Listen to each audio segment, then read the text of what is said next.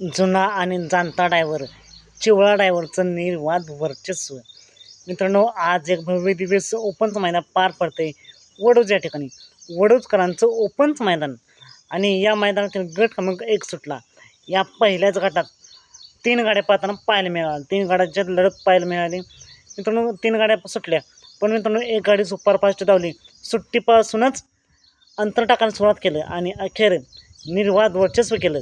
असा पाहिला साखरवाडीचा बावऱ्या आणि आज त्याला साथ दिली हरण्याने आणि गाडीवरती ड्रायव्हर होते चिवळा ड्रायव्हर.